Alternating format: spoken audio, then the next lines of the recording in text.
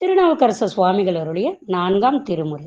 வயிறு சம்பந்தமான நோய்கள் குணமாக ஓத வேண்டிய அற்புதமான பதிகம். திருவதிகை வீரட்டம். பாடல் 4.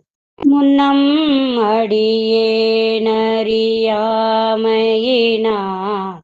முனிந்தன்னை நலிந்து மூட கேயிட பின்னை அடியேன் உமக்காலும் பட்டே சுடுகின்றது சூளை தவிர்த்தருளே தன்னை அடைந்தார் வினை தீர்ப்பதன்றோ தலையாயவர் தம் கடன் ஆவது தான் அன்னம் அடையார் அதிகை கெடில வீரட்டான துறை அம்மானே.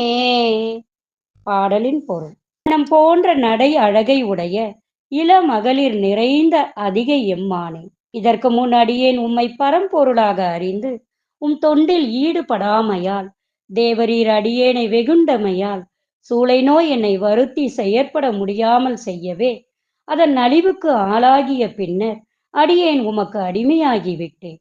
அடியேனை வருத்தும் சூளை நோயை தவிர்த்து அருள வேண்டும். மேம்பட்டவர்களது கடமை தம்மை சரணமாக அடைந்தவர்களுடைய வினையை போக்குவதன்றோ என்று கூறுகிறார் திருநாவுக்கரசு சுவாமிகள். திருச்சிற்றம்பலம். தென்னாடுடைய சிவனே போற்றி, என் நாட்டவர்க்கும் இறைவா போற்றி.